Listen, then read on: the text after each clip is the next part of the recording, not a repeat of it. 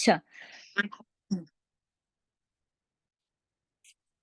अऊज़ु बिल्लाहि मिनश्शैतानिर्रजीम बिस्मिल्लाहिर्रहमानिर्रहीम रब्बिश्रह ली सदरी व यस्सिर ली अमरी वहलुल उक़दतम मिन लिसानी यफ़क़हू क़ौली रब्बि ज़िदनी इल्मा अल्लाहुम्मा फ़क़्हिना फ़िद्दीन आमीन।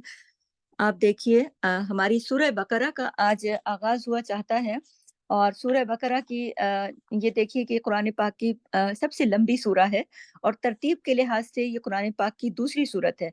और सूरह बकरा की फ़ज़ीलत में देखिए कि आया है कि नबी करीम सल्लल्लाहु अलैहि वसल्लम ने फ़रमाया कि सूरह बकरा और सूरह आल इमरान ये 2 जगमगाने वाली सूरतें हैं और इनको पढ़ा करो। ये नबी करीम सल्लल्लाहु अलैहि वसल्लम ने फ़रमाया कि इनको पढ़ा करो। कौन-सी सूरह? बकरा और आल इमरान। क्योंकि कयामत के दिन वो इस हाल में आएँगी इंसान के ऊपर कि जैसे 2 बादल या 2 साइबान या फिर परिंदों के 2 झुंड। यानी ये 2 सूरतें जो भी इस दुनिया में पढ़ता है, वो अपने पढ़ने वालों पर इस तरह छाई हुई होंगी, क्योंकि आपको पता है ना रोज़े क़यामत कोई साया ना होगा अल्लाह के अर्श के सिवा। तो जो भी इन आयात को, इन सूरतों को, सूरह बकरा और सूरह आल इमरान को इस दुनिया में पढ़ता है, तो वो उसके ऊपर बादल की तरह या साइबान की तरह से आके साया भी करेंगी और अपने पढ़ने वाले की तरफ से झगड़ा भी करेंगी कि अल्लाह ताला से बख्शिश माँगेंगी ना, झगड़ा करेंगी कि अल्लाह तेरा वादा है ना कि इनके पढ़ने वालों को मैं बख्श दूँगा, तो आके झगड़ेंगी भी। तो आप इस सूरत की अहमियत और फ़ज़ीलत का अंदाज़ा लगाइए। और सूरह बकरा ऐसी सूरत है कि जिसको पढ़ना बाइसे बरकत है और जिसको छोड़ देना बाइसे हसरत है। और जो बातिल क़ुव्वतें हैं, जादू वग़ैरह, ये इसका मुकाबला नहीं कर सकती। सही मुस्लिम की रिवायत है कि जिस घर में सूरह बकरा पढ़ी जाए, वहाँ शैतान दाखिल नहीं हो सकता, बल्कि वहाँ से शैतान भाग जाता है। तो शैतान को भगाने वाले जो काम है ना, वो ऐसे-ऐसे काम इस सूरा में बताए गए हैं और ऐसे-ऐसे बेहतरीन अहकामात इस सूरा में मौजूद हैं कि जिन पर अगर इंसान इसको पढ़ता है, सुनता है, समझता है, उन पर अमल करता है, तो फिर वो शैतान वहाँ नहीं रहता, वहाँ शैतान फिर रह ही नहीं सकता, फिर वहाँ से शैतान भाग जाता है। तो देखिए ना, ये सूरा चूँकि लंबी है, तो सूरा ऐसी है कि आप अगर एक ही वक़्त आपको मिले पढ़ने का, तो फिर तो आप रोज़ पढ़ें, अगर तौफ़ीक दे अल्लाह ताला और मुमकिन बनाए। और अगर आप पूरी नहीं पढ़ सके, तो फिर थोड़ी-थोड़ी करके 2 दिन में पढ़ लें। और अगर ऐसा भी मुमकिन नहीं हो, तो फिर 1-1, 2-2 रुकू बाँट लें कि भई इस तरीके से पढ़ लेंगे, हिसाब लगा लें। तो आम रोज़मर्रा के जितने भी काम हैं, घर के दीगर मसरूफ़ियात वग़ैरह है, तो उसके बावजूद भी अगर कोई शख्स इस तरह से बाँट लेता है कि 2 रुकू रोज़ पढ़ने हैं, मतलब किसी एक नमाज़ के साथ लगा ले कि इस नमाज़ के साथ 1 रुकू और दूसरी नमाज़ के साथ दूसरा रुकू, रोज़ाना अगर पढ़ना है, तो महीने के अंदर-अंदर, पूरा महीना भी कंप्लीट नहीं होगा, उसके अंदर-अंदर ये सूरा पूरी पढ़ी जा सकती है। तो ये आप लोग पढ़ने का एहतिमाम किया करें ज़रूर। और ये जैसा कि मैंने अभी पहले भी बताया था कि सूरह अल-बक़रा जो है, ये मदनी सूरा है, ठीक है? और ये हिजरत के बाद नाज़िल हुई थी। और हिजरत से पहले देखिए हमारे नबी करीम सल्लल्लाहु अलैहि वसल्लम को 40 साल की उम्र में नबुव्वत मिली, ठीक है? और नबुव्वत के बाद जब वो जब 40 साल की उम्र में नबुव्वत मिली, तो नबुव्वत के बाद 13 साल आप सल्लल्लाहु अलैहि वसल्लम मक्के में रहे। और इस 13 साल जब वो मक्के में नबुव्वत के बाद रहे, 40 साल की उम्र में नबुव्वत मिली, 13 साल फिर मक्के में रहे, तो उस दौरान में जितनी भी सूरतें उतरी, वो सारी सूरतें मक्की सूरतें कहलाती हैं। और फिर वहाँ से हिजरत करके जब आप मदीना चले गए, तो मदीना में फिर आप 10 साल अपनी ज़िंदगी के जो गुज़ारे, उस दौरान में जितनी भी सूरतें उतरी, वो सारी सूरतें मदनी सूरतें कहलाती हैं, ठीक है? तो ये जो सूरा है, ये भी सूरा अल-बक़रा जो है, ये भी मदनी सूरा है। तो हम अल्लाह के फ़ज़ल से, अल्लाह के हुक्म से इंशाअल्लाह इसका आगाज़ करते हैं। तो इसमें देखिए शुरू में जो पहला लफ्ज़ है ना, अलिफ लाम मीम, ये जो है ना, ये हुरूफ़ मुक़त्तियात हैं। देखिए मुक़त्तियात जो है ना, क़ता का जो लफ्ज़ है ना, इसके अंदर क़ता का मतलब होता है काट देना, अलग-अलग कर देना, अलग-अलग करके पढ़ना। तो ये लिखे तो एक साथ जाते हैं, लेकिन पढ़ने में अलग-अलग हैं। इनको पढ़ते हैं ना अलिफ, ये लिखा भी साथ है, लेकिन अलिफ, लाम, लाम अलग, मीम अलग, इस तरह अलग-अलग पढ़ेंगे। तो कुरान मजीद की और भी बहुत सारी सूरतें ऐसी हैं कि जिनका आगाज़ जो है, वो हुरूफ़ मुक़त्तियात से होता है। तो इन हुरूफ़ के बारे में मुख्तलिफ राय दी गई हैं, मुख्तलिफ ओपिनियंस हैं। तो एक तो ये है कि कोई नंबर 1 ये कि ये किसी चीज़ का ये नाम है, या जो कुरान में किसी चीज़ का नाम है, किसी सूरत का नाम है। दूसरा इसके बारे में राय ये है कि इसके कोई मायने नहीं हैं, ये बेमायने हरूफ हैं। और तीसरा ये कि इसका जो तीसरा इसके बारे में राय है, वो ये कि इसके मायने तो हैं, मगर हम सबको मालूम नहीं है, तो इसके मायने सिर्फ़ अल्लाह को मालूम है। اور پھر ان حروف کے بارے میں ایک رائے یہ بھی دی گئی ہے کہ ان حروف کے بارے میں خاموشی اختیار کی جائے، یعنی نہ تو یہ کہا جائے کہ معنی ہیں اور نہ ہی یہ کہا جائے کہ یہ معنی نہیں ہے۔ مگر ایک جو رائے ہے نا، جس کو راج رائے کہتے ہیں، جو کہ جو سب سے جو زیادہ مطلب اس کو رائج ہے، تو وہ امام ابن تیمیہ نے ان حروف کے بارے میں اپنی یہ رائے دی ہے کہ ان حروف کو سورتوں سے پہلے لانے کا مطلب یہ ہے کہ عربوں کو ان کے کلام سے عاجز اس کلام سے عاجز کر دیا جائے، حیران کر دیا جائے۔ کیوں؟ کیونکہ وہ قرآن جو دیکھیں نا حروف سے مل کر بنا ہے، تو وہ قرآن جو حروف سے مل کر بنا ہے تو تم اس کے بارے میں کچھ نہیں جانتے، اور عربوں کو سمجھ ہی نہیں آتا تھا کہ کیا اس کا مطلب ہے۔ تو آپ مطلب ان کو عاجز کر دیا نا کہ اس کو سمجھ کے بتاؤ، یا پھر اس جیسے حروف کچھ بنا کے دکھاؤ۔ دراصل قرآن کا یہ جو معجزہ ہے نا، یہ قرآن کے معجزہ ہونے کی طرف ایک اشارہ ہے۔ یہ جو اس طرح کی حروف مقطعات ہیں، تو عربوں کو چونکہ نا اس زمانے میں اپنی زبان پر بڑا فخر تھا، تو جب قرآن اترا تو عربوں کے جو بڑے بڑے شاعر تھے نا، وہ لاجواب ہو گئے، کیوں اللہ نے خود قرآن میں فرمایا نا کہ جاؤ تم بھی ایسی صورتیں بنا لاؤ، لیکن وہ تو کوشش کرتے رہے، تو ایک لفظ بھی نہ لکھ سکے، تو اس کے مقابلے میں کچھ بھی لا نہیں سکے تھے، عاجز ہو گئے تھے بالکل۔ تو بنیادی طور پر ان حروف کا مقصد یہ ہے کہ قرآن کی تلاوت سننے سے پہلے سننے والے کو یعنی لسنر کو متوجہ کرنا، کہ دیکھیں الرٹ کر دینا، ہوشیار کر دینا کہ بھئی تلاوت شروع ہو رہی ہے، ٹھیک ہے۔ تو یہ حروف مقطعات ہو گئے۔ پھر دیکھیے کہ ذالک الکتاب، ذالک جو ہے نا، ذالک، دیکھیں اس میں دیکھیں، اس میں اشارہ ہے، اشارے کی طرف ہوتا ہے، لے یعنی کہ وہ، اور یعنی کہ جس کے بارے میں ہو رہا ہے کا وہ، تو اس میں اشارہ بعید کہلاتا ہے۔ یہ جو لفظ ہے نا، اس ذالک، یہ ایک ہوتا ہے اس میں اشارہ قریب، اور ایک ہوتا ہے اس میں اشارہ بعید۔ اس میں اشارہ قریب یہ ہوتا ہے کہ قریب کی چیز کے لیے جب ہم کہتے ہیں نا یہ، اور جب ہم کہتے ہیں اس میں اشارہ بعید تو وہ دور کے لیے ہوتا ہے، کہ کہتے ہیں وہ۔ عربوں کے اندر یہ جو ہے نا، عربی زبان کا اسلوب یہ تھا کہ جب وہ کسی چیز کی بہت بلندی اور بہت عظمت کا اظہار کرتے تھے نا، تو وہ کسی بھی چیز کو جو قریب میں بھی ہوتی تو یہ نہیں کہتے تھے، بلکہ کہتے تھے وہ، کیوں؟ اس کی اہمیت کو بڑھانے کے لیے، اس کی عظمت کو بڑھانے کے لیے۔ جیسے ہم اردو زبان میں کہتے ہیں نا، ایک ہم لفظ کہتے ہیں تم، اور ایک ہم کہتے ہیں آپ، بدل جاتے ہیں نا، دو الفاظ ہی بدل جاتے ہیں۔ اسی طرح عربی زبان کا بھی یہ اسلوب تھا۔ تو یہ جو ہے، یہ دراصل ذالکا، یہ اشارہ اسم ہے، اسم اشارہ بعید ہے، ٹھیک ہے۔ الکتاب، کتاب، یعنی کہ ال لگا لیا نا اس میں، دیکھیں اب ایک اگر ال نہ لگا ہوتا تو کوئی بھی کتاب ہوتی، جس کو کہتے ہیں نا اس میں نکرہ، عام والی کتاب ہوتی، لیکن ال لگنے سے عربی زبان میں اس میں معرفہ ہو جاتا ہے، ٹھیک ہے۔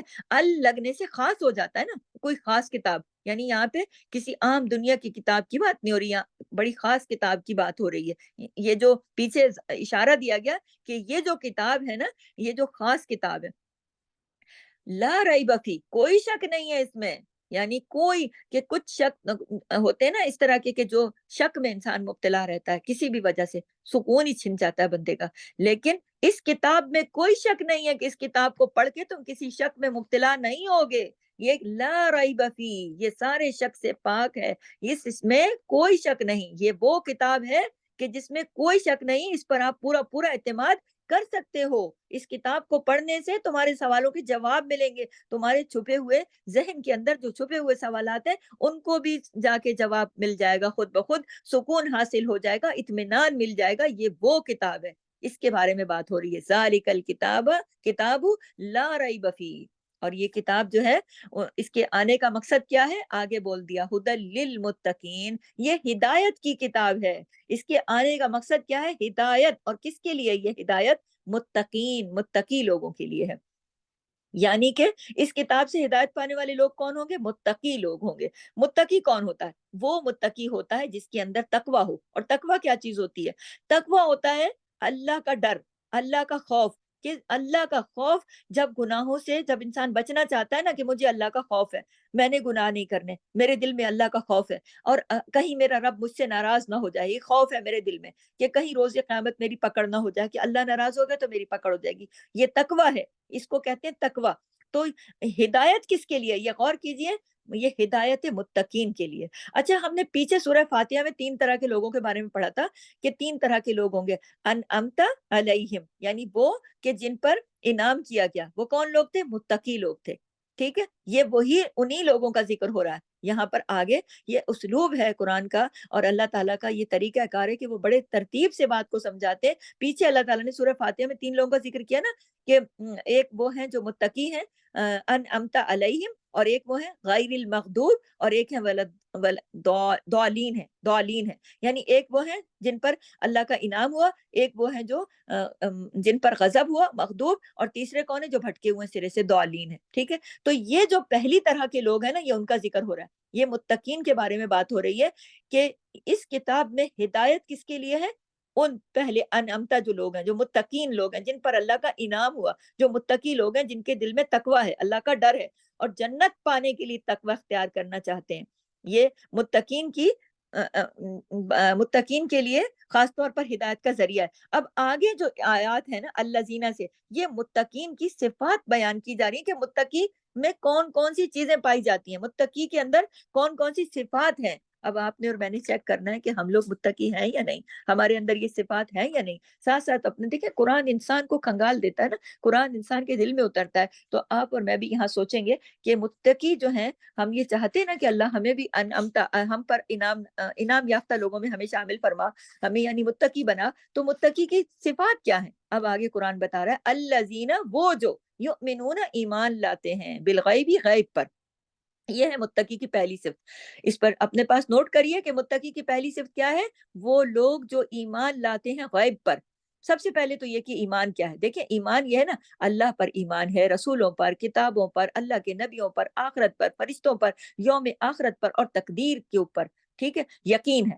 تو ایمان جو ہے نا، یہ دل سے جو ہم کرتے ہیں تو ایمان ہے، دل کے اقرار کا نام ہے، پھر زبان سے بھی اس کا اظہار کرتے ہیں، یہ ایمان کا دوسرا درجہ ہے۔ پھر تیسرا کیا ہے؟ عمل سے اظہار کرنا۔ تو ایمان کے بھی آگے دل سے اقرار، دل سے اقرار، زبان سے اظہار، اور عمل سے بھی کر کے دکھانا، اس کا عمل سے بھی اظہار۔ تو متقی جو ہیں وہ دل سے، زبان سے، اور عمل سے ایمان لاتے ہیں۔ متقی کا جو ایمان ہوتا ہے وہ دل سے بھی ہوتا ہے، وہ زبان سے بھی ہوتا ہے، اور وہ عمل سے بھی ہوتا ہے۔ تو آپ یہ دیکھیے کہ متقین جو ہیں وہ دل سے، زبان سے، اور عمل سے ایمان لاتے ہیں، اور ان کے ایمان جو ہے پھر ان کے چھلکتا ہے، ان کے ایمان ان کی زبان سے، ان کی باتوں سے، ان کے عمل سے پھر چھلکتا ہے۔ اور الغیب جو لفظ ہے نا، الغیب، جن مطلب غیب کی چیزوں پر ایمان لانے کو کہا گیا ہے، اسے کہتے ہیں الغیب۔ یعنی متقی کیا کرتا ہے؟ پہلے ایمان لاتا ہے، اور پھر غیب کی چیزوں پر بھی ایمان لاتا ہے۔ غیب کی چیزیں کون سی ہیں؟ جو ہمیں نظر ہی نہیں آتی، جو غائب ہے۔ اللہ تعالیٰ کو دیکھیں نا، ہم اس دنیا میں تھوڑی دیکھتے ہیں کوئی اللہ تعالیٰ کو، ہاں اللہ کی نشانیاں تو جگہ جگہ موجود ہیں، لیکن اللہ کا چہرہ تو ہم قیامت میں ہی انشاءاللہ دیکھیں گے نا، جنت میں اللہ کا دیدار ہوگا، پھر یہ ہے کہ فرشتے، پھر یہ ہے کہ جنت، پھر جہنم، پل صراط، یہ ساری چیزیں جو ہم غیب کی چیزیں نا، ہم نے دیکھی تو نہیں ہے۔ تو اگر ہم اللہ کو مانیں گے تو پھر اس کی ساری غیب کی چیزوں کو بھی مانیں گے نا۔ تو سب سے پہلے غیب پر ایمان لانے کی بات ہو رہی ہے یہاں پر۔ تو متقی کا پہلا کام کیا ہے؟ پہلی صفت یہاں کیا بتائی گئی ہے؟ کہ وہ اللہ پر ایمان لائے، غیب پر بھی ایمان لائے۔ پھر اس کے بعد کیا ہے؟ الذین یؤمنون بالغیب، یہاں تک بات ہو گئی، آگے سنیے اور نوٹ کرتے جائیے متقی کی صفات، کیونکہ ہم نے یہ صفات اپنے اندر پیدا کرنی ہے۔ بہت اہم صفت آ رہی ہے، متقی کی صفت نمبر 2 آ رہی ہے، وَيُقِيمُونَ الصَّلَاةَ، اور وہ کیا کرتے ہیں؟ وہ نماز قائم کرتے ہیں۔ وَمِمَّا رَزَقْنَاهُمْ يُنْفِقُونَ، وہ تیسری صفت ہے۔ آگے پہلے میں آپ کو دوسری صفت کے بارے میں بتاؤں، وَيُقِيمُونَ الصَّلَاةَ، نماز قائم کرو، نماز قائم کرتے ہیں وہ متقی، کیا کرتے ہیں؟ ایمان لاتے ہیں غیب پر، اور وہ نماز قائم کرتے ہیں۔ تو یہاں دیکھیں نماز کو صرف پڑھنے کے لیے نہیں کہا گیا، بلکہ نماز کو قائم کرنا، قائم کرنے کا مطلب یہ ہوتا ہے کہ ایک تو آپ نے یہ نہیں کہ ایک نماز پڑھی اور ایک نہیں پڑھی، اور ایک پھر پڑھ لی اور پھر اگلی چھوڑ دی، نہیں، قائم تسلسل کے ساتھ پوری سب نمازوں کی حفاظت کرنا۔ پھر اس کے علاوہ نماز کو قائم کرنے کا مطلب یہ ہے کہ نماز کے جتنے ارکان ہیں، شرائط ہیں، ان سب کو پورا کرنا ہے۔ مثلا وقت کی پابندی کرنی ہے، نیت کو خالص رکھنا ہے فقط اللہ کے لیے، یعنی لوگوں کے لیے کہ ہم کھڑے ہیں، لوگ کسی نے دیکھ لیا تو ہم نے نمازیں لمبی لمبی کرنی شروع کر دی، سجدے لمبے نہیں، جو ہم اللہ کے آگے تنہائی میں جیسے پڑھتے ہیں، ایسے ہی ہر جگہ ہر وقت اللہ کی خاطر نیت اچھی رکھ کے، قبلہ رخ کر کے، وضو کے ساتھ، طہارت کے ساتھ، پاکیزگی کے ساتھ، اچھی نیت کے ساتھ، صحیح مسنون طریقے سے جو نبی اکرم نے سکھایا اس کے مطابق سکون سے رکوع کر کے، سکون سے سجدے کر کے، صرف اٹھا پٹک نہیں کہ ادھر سجدے میں گئے، ٹھا کر کے گئے، پھر اٹھ گئے، پھر دوسرے میں چلے گئے، یوں کھڑے ہونا، اٹھک بیٹھک لگا دی، نہیں، نماز کو وقار کے ساتھ، سکون کے ساتھ، بہت अच्छे तरीके से अदा करना, इसको कहते हैं वयुकीमून अस्सलाता, नमाज का कायम करना।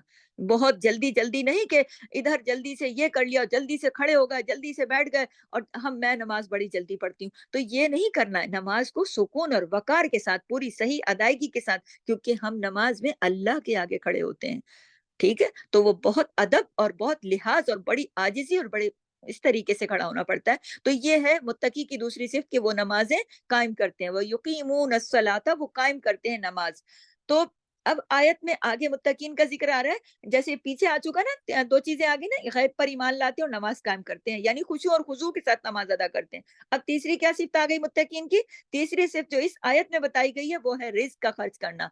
वो क्या है? वमिम्मा रज़क़नाहुम युनफ़िक़ून, और वो क्या करते हैं? उसमें से जो रिज़्क हमने उन्हें दिया है, युनफ़िक़ून, वो खर्च करते हैं।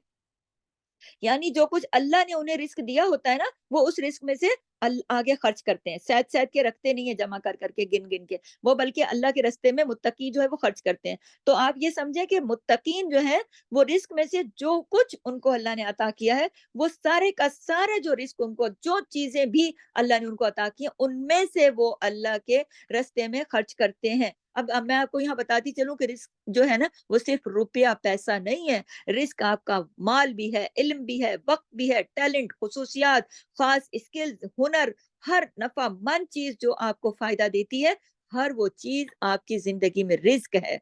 रिस्क सिर्फ़ ये नहीं है कि बहुत सारा पैसा ही रिस्क है, हर चीज़, आपके आपकी जितनी सलाहियतें हैं ना, वो भी रिस्क है। आपके सोचने, समझने की सलाहियतें, बोलने की, सुनने की, और आपका वक़्त, सबसे बड़ी चीज़, ये सारा का सारा माल-ओ-दौलत भी है, वो सब का सब रिस्क है। तो मुत्तकीन अल्लाह के दिए हुए रिस्क में से खर्च करते हैं, यानी वक़्त में से अल्लाह की राह में वक़्त भी निकालते हैं, हाँ? और अपने माल में से माल भी निकालते हैं, और अगर कोई ख़ास अल्लाह ने ख़ुसूसियत दी होती है, तो उसमें से भी निकालते हैं, दूसरों को भी सिखाते हैं अल्लाह की रज़ा की खातिर। युनफ़िक़ून का जो लफ्ज़ आया ना, कि वो खर्च करते हैं, यानी वो क्या खर्च करते हैं? तो वो माल को खर्च भी करते हैं। उसके खर्च के भी आगे इस दीन में हमारे 3 चीज़ें हैं कि खर्च करने के मुख्तलिफ तरीके हैं। कौन-सा? नंबर 1 होता है ज़कात वाजिबा, यानी कि तो लाज़िम है ना, साहिब निसाब जो बंदा होगा उसके ऊपर तो ज़कात लाज़िम है, उसने अदा करनी है। दूसरा होता है सदक़ात, सदक़ात, ठीक है? इसको कहते हैं सदक़ात मुस्तहब्बा, यानी कि जो अपनी खुशी से, अपनी रज़ा से, अल्लाह की रज़ा की खातिर, अल्लाह के रास्ते में शौक से दे बंदा, वो सदका होता है, अल्लाह ताला की खुशी हासिल करने के लिए। तीसरा है नफ़क़ात लाज़िमा कहलाता है, यानी ज़कात, सदका और नफ़क़ात लाज़िमा। ज़कात तो लाज़मी हो गई ना साहिब निसाब पे, सदका उसने अपनी खुशी से दिया अल्लाह की रज़ा की खातिर, और नफ़क़ात लाज़िमा क्या है? बीवी बच्चों की ज़रूरियात, माँ-बाप की ज़रूरियात, अपनी ज़रूरियात, ये तो लाज़मी हो गया ना खर्च करना। तो इन्फ़ाक जो होता है ना, यानी खर्च करना, उसकी 3 शर्तें हैं। उसकी 3 शर्तें नोट कर लें। एक शर्त पहली असराफ़, दूसरी बुख़ुल और तीसरी एतदाल। असराफ़ कहते हैं हद से ना बढ़ा जाए, यानी आप खर्च तो करो, इन्फ़ाक कहते हैं ना खर्च करने को, माल को, लेकिन उसकी 3 शर्तों को कभी नहीं भूलो कि असराफ़ नहीं करना, ज़रूरत से ज़्यादा खर्च नहीं करना, ज़ाया नहीं करना, इसको ये मना है। दूसरी चीज़ जो है बुख़ुल, यानी बुख़ुल ना हो। बुख़ुल कहते हैं, बुख़ुल हमारे जो उर्दू बोलने वाले लोग हैं वो समझते हैं बुख़ुल कंजूसी को कहते हैं। देखिए बुख़ुल कहते हैं वहाँ जहाँ खर्च करना हो और वहाँ पे ना करे बंदा, वहाँ पे बचत कर ले, उसको बुख़ुल कहते हैं कि भई ये जहाँ खर्च करना हो वहाँ ना करे। इससे मना किया गया, भई जहाँ खर्च करना है वहाँ करो, और जहाँ नहीं करना वहाँ नहीं करो, बुख़ुल से बचो। तीसरी चीज़ जो है वो है एतदाल, तो इस पर अमल करना है, यानी एतदाल के साथ खर्च करना ज़रूरी होता है। ज़रूरियात को पूरा करना होता है, लेकिन ज़रूरियात को, बेमकसद ख़्वाहिशात को और तय्युशात को नहीं। बेमकसद ज़रूरियात, जो मकसद की ज़रूरियात है वो तो पूरे करना ज़रूर है, लेकिन ख़्वाहिशात की तकमील तो कभी हो ही नहीं सकती, वो तो कभी पूरी नहीं होंगी। फिर ऐश परस्ती पे ना पैसा ज़ाया किए, तय्युशात पे ना किया जाए, एतदाल से चलना चाहिए, क्योंकि देखिए जो बाकी चीज़ें हैं ना ज़रूरियात के अलावा, उनकी कोई हद नहीं है, आप जितनी मर्ज़ी बढ़ाते जाएँ। एतदाल से अगर कोई बंदा खर्च करेगा, तो वो अपने माँ-बाप की, अपनी बीवी-बच्चों की, अपनी, अपने घरेलू सारी ज़िम्मेदारियाँ बअहसन तरीके से पूरी कर सकेगा। तो अल्लाह के रास्ते में खर्च करना है, लेकिन 3 तरीके हैं कि सदका देना है, ज़कात देनी है और नफ़क़ात लाज़िमा करना है। ٹھیک ہے، یہ جو یہاں پہ صفت آئی ہے نا کہ متقین کیا کرتے ہیں، نماز اللہ پر غیب پر ایمان لاتے ہیں اور پھر نماز قائم کرتے ہیں اور پھر اللہ کے رستے میں خرچ کرتے ہیں. تو خرچ کس طرح کرنا ہے یہ بھی میں نے آپ کو بتایا. اگلی آیت پر آئیے نمبر 4 کے اوپر، والذین. اگلی جو صفت ہے نا تو متقین کی وہ یہ ہے کہ والذین یؤمنون، اور وہ جو یؤمنون ایمان لاتے ہیں، بما اس پر جو انزلہ نازل کیا گیا الیکا طرف آپ کے، کس کے، نبی کریم کے. یعنی کہ اگلی صفت متقین کی یہ ہے کہ وہ جو آپ صلی اللہ علیہ وسلم پر نازل کیا گیا ہے وہ اس پر ایمان لاتے ہیں. کیا نازل کیا گیا نبی کریم صلی اللہ علیہ وسلم پر؟ قرآن مجید. اور دیکھیں کہ باقی سب کچھ بھی جو نبی کریم پر اتارا گیا وہ اس پر بھی ایمان اور یقین لاتے ہیں. دیکھیں وہی جو ہے نا وہ قرآن کی صورت میں اتری ہے، اس بات میں کوئی شک نہیں. لیکن اس کے علاوہ حدیث جو ہے آپ صلی اللہ علیہ وسلم کو حدیث کی شکل میں بھی اللہ تعالیٰ نے بہت رہنمائی بخشی. تو حدیث جو ہے نا وہ بھی وحی کی ایک قسم ہے. تو دیکھیں کچھ احادیث سے ہمیں پتہ چلتا ہے نا کہ وہ تو نبی پاک صلی اللہ علیہ وسلم سے پہلے کی چیزیں ہیں. جیسے کچھ احادیث ایسے ہیں تو پہلے کے واقعات ہیں، تو وہ کس نے بتائے؟ جبرائیل نے آ کے بتائے نا کہ بنی اسرائیل کے زمانے میں یہ ہوا یہ ہوا یہ ہوا. تو وہ بھی آسمان سے ہی اترا نا، اللہ نے اتارا نا حکمت کے لیے. تو جو وحی ہے قرآن جو اترا اس وحی کہتے ہیں وحی جلی ہے. اور ایک وحی ہے جو کہ حدیث کی وحی ہے، اس کو کہتے ہیں وحی خفی. ٹھیک ہے، تو یہ وحی کے آگے دو قسمیں. تو حدیث بھی اللہ کی طرف سے آتی تھی. تو آج کے دور میں جو کچھ لوگ فتنہ کرتے ہیں، فتنے کی باتیں کرتے ہیں نا کہ ہم قرآن کو تو مانیں گے مگر ہم حدیث کو نہیں مانیں گے.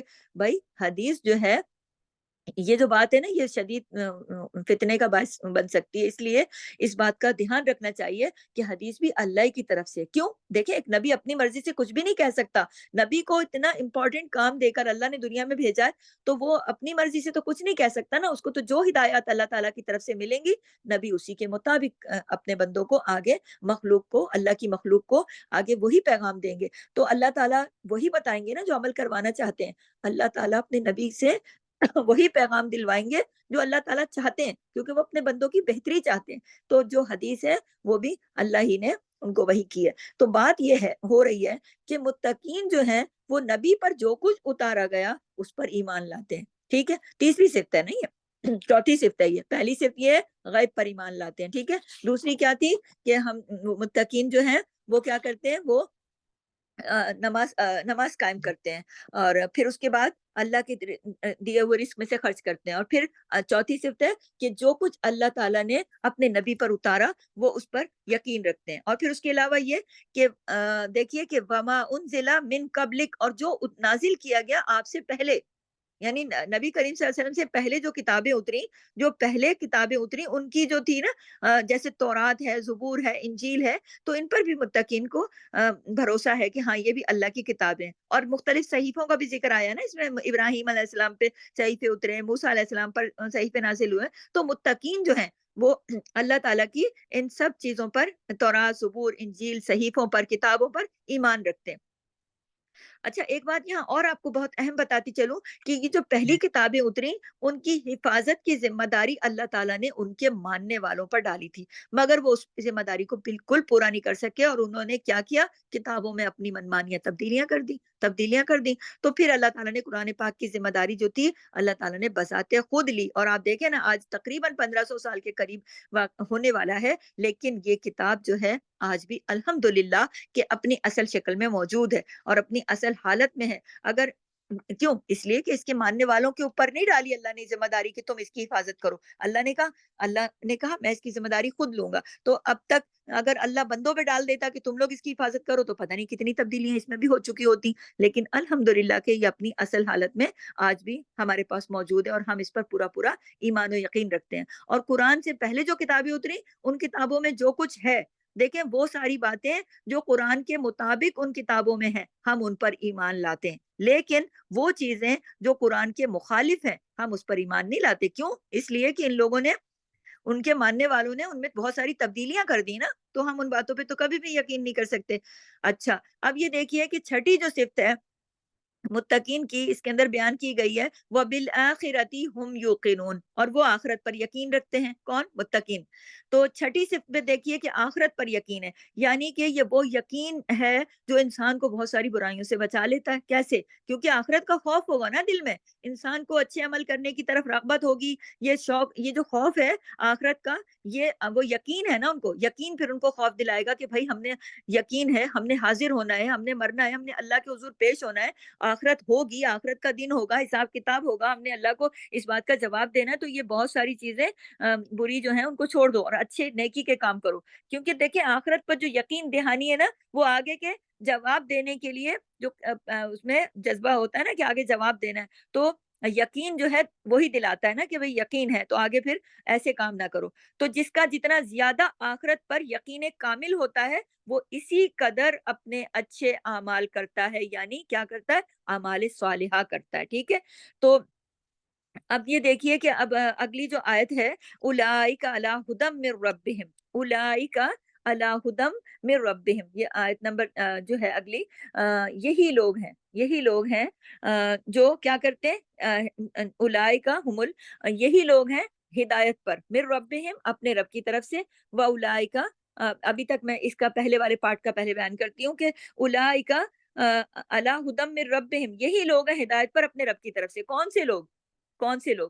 آگے ان کا ذکر بھی آ گیا، جن کی صفات پیچھے بتائی گئی ہیں کہ یہ لوگ جو ہیں، جن متقین کی پیچھے صفات بتائی گئی ہیں، یعنی یہی وہ لوگ ہیں جو ہدایت پر ہیں، تو یہی وہ لوگ ہیں جو پھر آگے اللہ نے فرمایا وَأُولَٰئِکَ هُمُ الْمُفْلِحُونَ، یہ وہ لوگ ہیں جو فلاح پانے والے ہیں۔ اللہ اکبر کبیرہ، تو یہی وہ لوگ ہیں جو فلاح پانے والے ہیں، جو متقین کی صفات بتا کے اللہ نے بتا دیا کہ جو نماز قائم کرتے ہیں، زکوٰۃ ادا کرتے ہیں، اللہ کے راستے میں خرچ کرتے ہیں، جو کچھ اللہ نے مال ان کو دیا، غیب پر یقین رکھتے ہیں، جو کچھ اللہ نے نبی پر اتارا اور اس پر بھی یقین رکھتے ہیں، یوم آخرت پر بھی، تو یہ لوگ جو ہیں فلاح پانے والے ہیں، یہی لوگ ہیں وہ جو فلاح پانے والے ہیں، اور یہی اصل میں ہدایت کے اوپر ہیں۔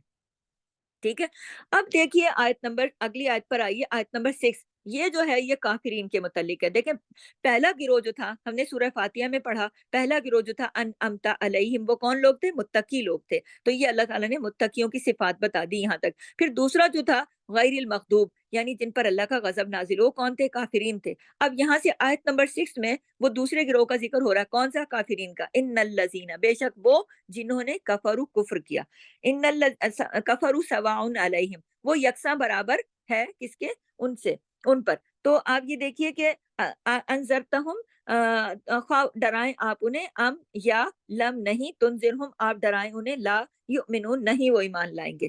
یعنی اللہ تعالیٰ نے یہاں پر وہ جو دوسرا گروہ بتایا تھا نا سورہ فاتحہ میں کہ جن پر اللہ کا غضب نازل ہوا کا، تو یہاں پر اللہ تعالیٰ نے ان کا معاملہ کھولا کہ جو کافرین ہیں کہ انہوں نے کفر کیا، ایک یہاں پر کفر کی بات ہو رہی ہے، تو یہ کسی رویے کی بات ہو رہی ہے۔ کفر بھی ایک رویہ ہے نا، جیسے مومن کا ایک رویہ ہے، اسی طرح منافق کا ایک رویہ ہے، اسی طرح فاسق کا ایک رویہ ہے، تو کفر کا بھی ایک آپ کو میں بتاتی چلوں۔ ویسے کفر کا جو لفظی معنی ہے اس کا مطلب ہوتا ہے پردہ ڈالنا، چھپا دینا، اور یہ لفظ جو ہے نا کفر، یہ رات کے لیے بھی آتا ہے، کیونکہ رات کی جو تاریکی ہے وہ پردہ ڈال دیتی ہے نا، چھپا دیتی ہے ہر چیزوں کو، اور کسان کے لیے بھی آتا ہے، کیونکہ کسان کیا کرتا ہے؟ بیج کو چھپا دیتا ہے نا، زمین کے اندر ڈال کے اوپر مٹی ڈال دیتا ہے، چھپا دیتا ہے کہ پرندے نہ کھائیں، تو وہاں بھی آتا ہے۔ لیکن اسلامی اصطلاح کے اندر کفر کے معنی انکار کرنا، لیکن یعنی وہ شخص کافر ہے اسلامی اصطلاح کے اندر جو اللہ کا پیغام، اور جو اللہ کا پیغام نبی پاک صلی اللہ علیہ وسلم لے کر آئے اس کا انکار کر دے، جو محمد صلی اللہ علیہ وسلم لے کر آئے پیغام اس کا انکار کر دے، وہ کافر ہے ہماری اسلامی اصطلاح کے اندر، اس کا یہ مطلب ہے۔ تو آگے اب اس میں ہم نے بات جیسے کہ آپ کو بتایا کہ آگے کافروں کی بات ہو رہی ہے کہ وہ ایمان نہیں لانے والے، خواہ آپ ان کو ڈرائیں یا نہ ڈرائیں، وہ ایمان نہیں لائیں گے کسی صورت بھی نہیں۔ یہ کافروں کا حال تھا کہ نبی کریم شفقت سے ڈراتے تھے، یہاں جو ڈرانے کی بات ہو رہی ہے نا، یہ نبی کریم کو ان کو دھمکاتے ڈراتے، کوئی دھمکیاں نہیں دیتے تھے، نبی کریم ان کو پیار سے، محبت سے، شفقت سے ڈراتے تھے کہ دیکھو پلیز تم لوگ ایسا نہ کرو، اللہ کو مانو، اللہ کا کلام ہے، میں اللہ کا نبی ہوں، تمہارے پاس پیغام لے کر آیا ہوں، جیسے ماں سمجھاتی ہے بچے کو، بیٹا ایسا نہ کرو، ایسا نہ کرو، دیکھو پڑھو ورنہ تم فیل ہو جاؤ گے، کتنی شفقت ہے نا۔ تو نبی کریم بھی بہت شفقت سے بتاتے تھے، یا کوئی ڈرانے دھمکانے کا مطلب وہ نہیں ہے کہ ہم تمہارا یہ کر دیں گے یا وہ کر دیں گے، ایسی بات نہیں ہے، نبی کریم نے بہت شفقت سے ان کو بتایا۔ لیکن अब वो समझते ही नहीं थे, बजाय शफ़क़त से वो डरते ही नहीं थे, किसी बात में नहीं आते थे वो।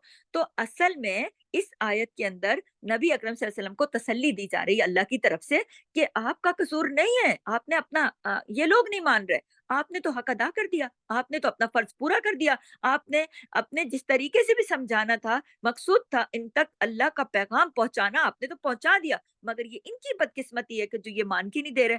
जैसे अबू जहल थे, अबू लहब थे, तो अल्लाह का पैगाम देखे ना कितने करीबी चचा थे न अल्लाह के नबी के, तो क्या पैगाम नहीं दिया होगा? बिल्कुल दिया, अल्लाह के नबी ने कितनी मोहब्बत से पैगाम, कितनी इज़्ज़त से पैगाम दिया, लेकिन वो मानते ही नहीं थे। तो इसलिए नहीं मानते थे, इनकार कर देते थे वो कि मसला सारा ये था कि अरब के जो सरदार थे ना, अबू लहब जहल के अलावा भी और भी बहुत सारे सरदार थे, उन्होंने भी इनकार कर दिया था। क्योंकि उनको अपनी सरदारी से मोहब्बत थी। उनको खतरा ये था कि हमारी सरदारी ना चली जाए। जबकि वो जान गए थे हक क्या है, लेकिन मानते नहीं थे, इकरार नहीं करते थे। तो ऐसे में अल्लाह ताला फरमा रहे हैं कि खा तुम उनको डराओ, प्यार मोहब्बत से समझाओ, ना समझाओ, जो भी करो, वो नहीं मानेंगे। क्यों? इसलिए कि जैसे अगली आयत में ना आयत नंबर 7 में ना खतमल्लाहु अला कुलूबिहिम, क्योंकि क्यों नहीं मानेंगे? अल्लाह ने उनके दिलों पर मोहर लगा दी है। और अल्लाह ने क्यों मोहर लगाई, अभी मैं आपको उसको भी वाज़ेह करती हूँ, इसमें इनका अपना ही हाथ है। तो अल्लाह ने अपने उनके दिलों पर मोहर लगा दी, व अला समीहिम, और उनके कानों पर भी। अब देखिए खतमा, जो इसमें जो लफ्ज़ आया ना खतमल्लाहु, यानी खतमा का मतलब है मोहर लगा दी, कहाँ पर? दिल पर। खतमल्लाहु, अल्लाह ने मोहर लगा दी, अला कुलूबिहिम, कहाँ? उनके दिलों के ऊपर। सील लगा दी, सील, मोहर लगा दी, मोहर लगा के सील लगाते ना, आपने कभी देखा कोई, आपने कोई चीज़ भेजी हो एक शहर से दूसरे शहर, उसको पूरा बंद करके उसके ऊपर मोहर लगा देते हैं, उसके ऊपर सील लगा देते हैं कि अब इसको कोई खोल नहीं सकता, ठीक है? सील लगने के बाद कोई चीज़ अंदर नहीं जाती, कोई चीज़ बाहर नहीं आती। यानी हिदायत का नूर अब इनके दिलों में नहीं जा सकता। और क्या-क्या? और अला अब्सारिहिम, और इनकी आँखों के ऊपर भी पर्दा है, ठीक है? और गिशावतुम व लहुम अज़ाबुन अज़ीम, और उनके लिए बहुत बड़ा अज़ाब है। तो ये सब हुआ क्यों? ये सब मैं आपको तेज़ तरीन बता दूँ, हमारी क्लास का वक़्त भी ख़त्म हो रहा है। यहीं पर आज का सबक क्लोज़ करूँगी, इसलिए कि जब कोई शख्स ज़िद का शिकार हो जाता है ना, या तकब्बुर का, वो अपने आप को बड़ी चीज़ समझने लग जाता है, तो वो किसी की बात नहीं सुनता। वो बिल्कुल अपने तकब्बुर के ख़ौल में बंद हो जाता है। आप नोटिस कीजिए आम ज़िंदगी में भी कि जो शख्स तकब्बुर का शिकार होगा, वो अपने आप को बड़ी चीज़ समझेगा। वो कहेगा, मैं तुम्हारी बात क्यों सुनूँ? तुम कौन होते हो? तुम्हारी क्या वक़्त है? तुम्हारी क्या हैसियत है? इसी तरह जो शख्स ज़िद का शिकार हो जाए कि अपने दिल से ठान ले कि मैंने इसकी बात माननी कोई नहीं है बिल्कुल, तो फिर अगला बंदा चाहे जो भी कर ले, तो फिर वो नहीं सुनता, उसकी बात नहीं मानता। तो देखें, नबियों की बातें ऐसी नहीं होती कि वो कोई मुश्किल हो, या कोई परेशान करने वाली हों, या कोई उलझी-पुलझी बातें हों, नहीं, नबियों की तो सीधी-सादी, साफ-सुथरी, ईमान वाली, बेहतरीन गुफ्तगू होती है, जो कि अल्लाह ने उन्हें समझाई होती है। उलझी हुई बातें तो होती नहीं है कि भई समझ नहीं आ रही हमें। बहुत आसान तरीके से नबी तो समझाते हैं, लेकिन समझ में इन लोगों के अंदर से इनको उनको पता होता है, इन लोगों के हाँ, इस बंदे ने सही बात की, लेकिन वो मान क्यों नहीं रहे? क्योंकि वो मान इसलिए नहीं रहे कि उनको लगता है कि अगर नबी करीम को नबी मान लेंगे, उसमें ये वहाँ के यहूद भी थे ना, तो यहूद भी ये चाहते थे ना कि ये नबी करीम में गरीब घराने से थे, और वो अपने आप को बहुत बड़ा सरदार समझते थे। वो कहते थे, ये कैसे नबी नबूवत इनको क्यों मिली? हमें क्यों नहीं मिली? और फिर वो छोटे-छोटे टुकड़ों में थे और सरदार बने बैठे थे। तो वो कहते थे कि अगर हम एक नबी को नबी मान लेंगे, तो हमारी तो सरदारी चली जाएगी। वो अपने ज़ोम में थे, वो अपनी उसमें थे, यानी उनके जो दिल थे ना, वो उसको इस्तेमाल में ही नहीं लाते थे। असल में दिल जो है ना, देखें, इंसानी जिस्म का सबसे अहम हिस्सा होता है, तो उनके जो दिल थे वो ज़ंग आलूद हो जाते थे। ज़ंग आलूद क्यों हो जाते थे? देखिए, वो दिल के से जो काम करना है वो ले ही नहीं रहे, उसपे तो फिर सील लगनी है ना। आप एक्सरसाइज़ ना करें, आपसे फिर नहीं होगी, आप वॉक ना करें, आपसे नहीं होगी।